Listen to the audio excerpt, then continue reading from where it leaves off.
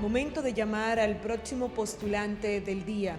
Nos acompaña Pedro Antonio Sánchez Rivera.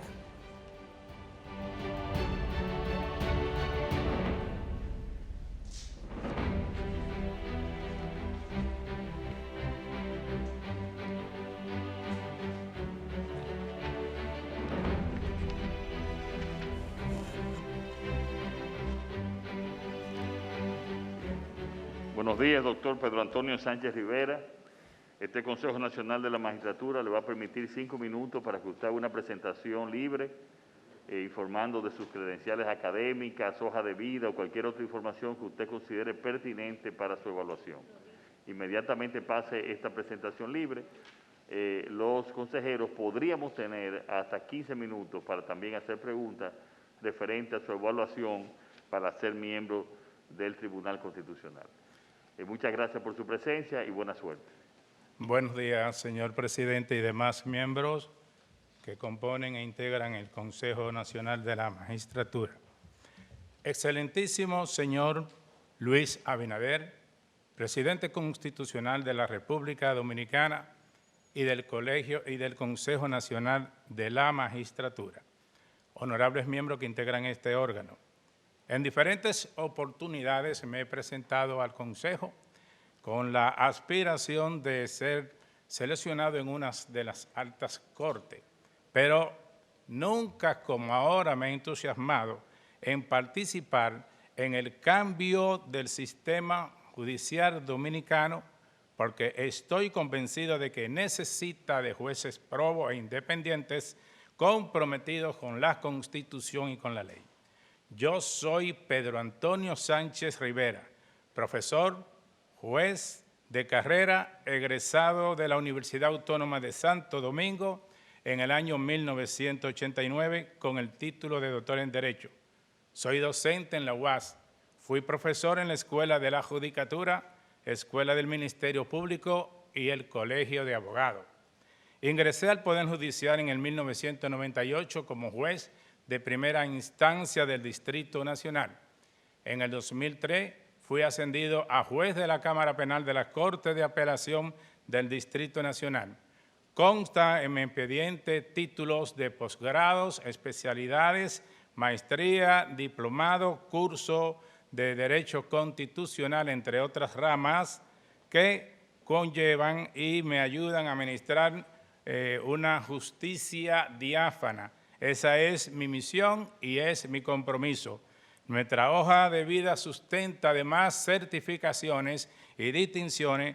Basta con señalar la otorgada en 2008 por el Gobierno de los Estados Unidos mexicanos, que tras mi conferencia Juicios Orales, el rostro humano de la justicia, me declaró visitante y huésped distinguido. La conferencia fue titulada El juicio penal debe ser oral y presencial, el rostro humano de la justicia. Sostengo la tesis de que la política criminal del Estado debe contribuir con la reeducación de la violencia. El desafío de la política criminal es la prevención. El juicio es un régimen de consecuencia que asegura la paz. La convivencia armónica es un aspecto que legitima el poder de los gobernantes en los estados democráticos. En consecuencia, si el Poder Judicial se muestra incapaz de limitar los abusos de otras ramas de los poderes públicos y recurre en su desempeño ordinario a vulnerar derechos de las personas regidos por valores supremos, la dignidad humana, al negarle una justicia pronta y cumplida, no se podría hablar de debido proceso, tampoco de juicio.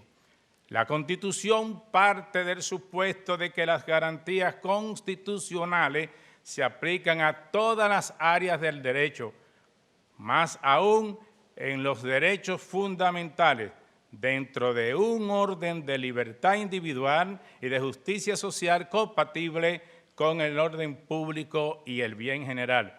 La función del juez no es condenar, no es descargar. La sagrada misión del juez es hacer justicia. Aspiro a ser juez del Tribunal Constitucional, consciente de que tengo la vocación, la preparación, los méritos morales y éticos para continuar sirviéndole a Dios y a la patria. Ser juez es un honor en este momento histórico en que la sociedad aspira a una administración de justicia diáfana, equitativa, oportuna, imparcial y transparente, en la seguridad de que los jueces somos garantes del debido proceso, la Constitución y la ley, y que actuamos con independencia, con honestidad y con rectitud. Honorables consejeros, siento satisfacción de mis 32 años de carrera, 27 años de académico y 23 años como juez. Agradezco a Dios y a ustedes la oportunidad que se nos brinda para que, si así lo estima, pueda cuestionar mi vida pública, mi vida privada y mi vida de juez. A sus órdenes. Exactamente 5 minutos, doctor. Bien, el diputado Alfredo Pacheco y después el senador Bauta Rojas. Buenos días, distinguido Pedro Antonio Sánchez.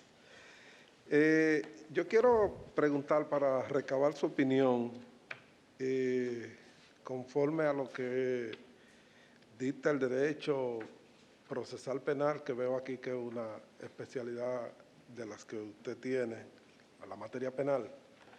¿Qué opinión tiene usted sobre los recursos de casación en las medidas de coerción? Mire, no hay recurso de casación sobre medidas de coerción. Las medidas de coerción dictadas por el juez de primera instancia son recurribles ante la Corte de Apelación. No así por ante la Suprema Corte de Justicia, porque se eleve un recurso de casación. En caso de que así fuere, ese recurso de casación sería declarado irrecibible, porque la ley no contempla el recurso de casación sobre una decisión que reina sobre una medida de coerción, toda vez que en la medida de coerción no se juzga el fondo del asunto, tampoco se juzga si hay responsabilidad penal o no. La medida de coerción lo que busca es que el imputado, el encartado, el que está perseguido, no pueda excluirse del proceso. Entonces, no se debe discutir en la medida de coerción lo que corresponde al juicio, lo que corresponde cuando se conozca sobre lo que es las pruebas obtenidas por la parte en la audiencia preliminar para que ésta determine si llega a fondo o no. Pero la medida de coerción no tienen el recurso abierto de casación. Gracias. Muy bien, el senador Bauta Rojas. Buenos días, magistrado Sánchez Rivera. Buenos días. Escuchando su exposición,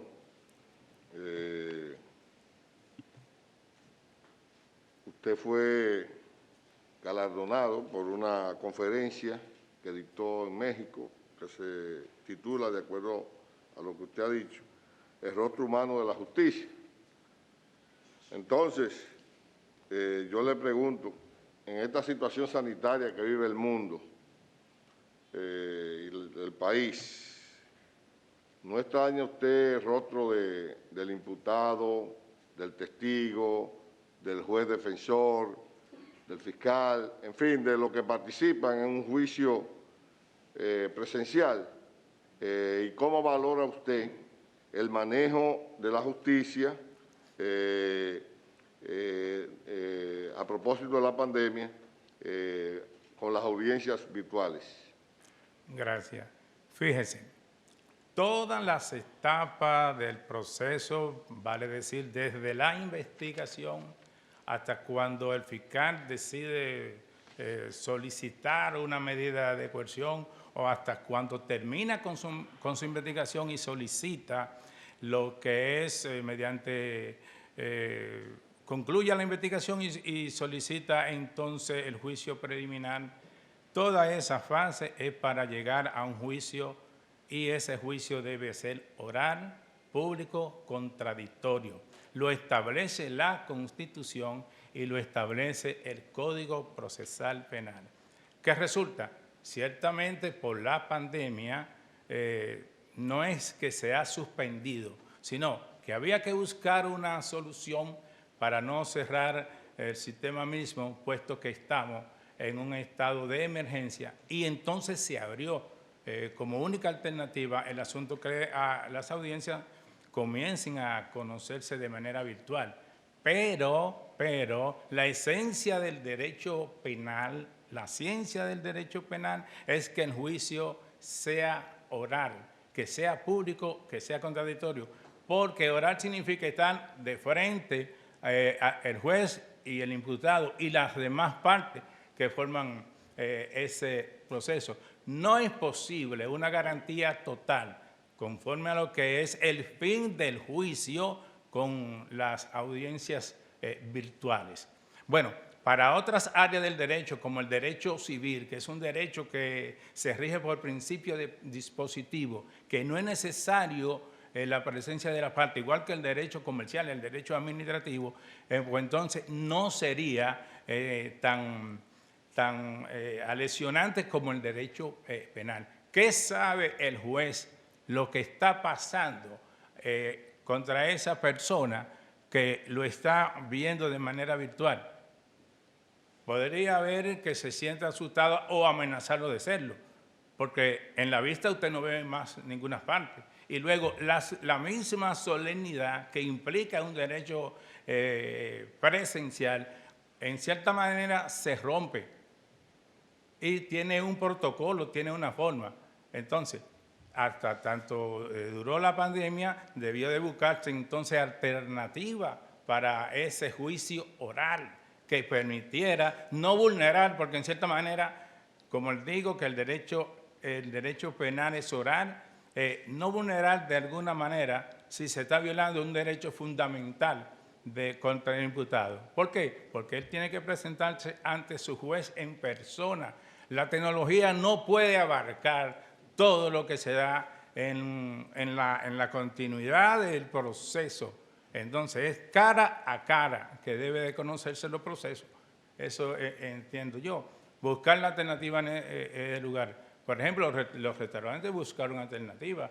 Usted tiene este % para recibir a la persona ahí. El tribunal, que conoce de una audiencia penal, también tiene que tener unos protocolos de comportamiento y de cómo no vulnerar en cierta manera ese derecho de que yo tengo que estar frente a mi juez natural. Eso creo, no sé si responde su inquietud, Sí. senador. Muchas gracias. Gracias. Sí, gracias, doctor. Ahora tiene una pregunta el senador Eduardo Estrella, presidente del Senado. Gracias. Magistrado Sánchez Rivera, usted que viene del área penal, ¿considera que en caso de que un funcionario público incurra en actos antijurídicos que lesionan los derechos de los ciudadanos, debe responder patrimonialmente? Bueno, específicamente hay una ley que ha cambiado lo que es la forma probatoria de los delitos. Me refiero a la ley de lavado. Entonces, si el asunto de un funcionario tiene que ver con la situación de que no puede justificar lo que tiene, o que siendo funcionario haya incurrido en corrupción administrativa, obviamente que él tiene que responder sobre lo que son su patrimonio. Tiene que establecerse, porque lo que se está buscando es que es una falta cometida por un funcionario en el ejercicio de sus funciones que en el Código Penal está establecida desde el artículo 14 hasta el artículo 290. Esto tiene que ver con el peculado, la concusión, la colisión de funcionarios y eso. Creo que sí, que él tiene que responder sobre lo que es su patrimonio. Y de hecho, en la Constitución se estableció lo que es la extensión de dominio, para que, no obstante que está siendo investigado y que está siendo juzgado de una manera, si se quiere, preventiva, entonces investigar sobre esos bienes que goza ese funcionario. Muchas gracias, magistrado. Bueno, muchísimas gracias, doctor. Perdón, el diputado Fadul tiene una pregunta. Discúlpeme. Gracias, señor presidente. Buenos días. Buenos días. El principio de dignidad humana se constituye como un mandato constitucional. Desde esa perspectiva, ¿cuál es el parecer suyo con relación a la eutanasia? Mire, en nuestro país todavía no está permitido. Aún el paciente, el doctor pueda determinar por el conocimiento que tiene que la muerte es inminente, ¿verdad? No puede. En otros países esa disposición es voluntaria. El paciente puede pedirle a su médico, mire, yo por los diagnósticos que se me ha dado y por la condición de mi salud, obviamente quizá, porque el médico ya se lo ha dicho, no pueda tener más tiempo de vida. En consecuencia, para evitar este sufrimiento y estos gastos en que la familia incurre, yo prefiero mejor que si no hay y ustedes están seguros de ese diagnóstico, disponer que usted ponga término en mi vida. En nuestro país, no. Porque primero, la misma Constitución establece que la persona desde la concepción hasta la muerte tiene derecho a la vida. No hay manera de que se pueda legislar que no choque con la Constitución, disponer la eutanasia, la facultad de que el médico no es que te mate de una vez, sino que ponga los procedimientos para acortar la vida y el propio paciente es el que decide darle al botón y ahí terminó todo. No existe la eutanasia porque nuestra Constitución, nuestras leyes, nuestras costumbres lo prohíbe de manera categórica. Y no contravienen eso, es el artículo con el principio de la dignidad humana, el paciente que tiene el derecho a la autodeterminación, ¿no contraviene esos derechos? Sí, cómo no. Mire que no.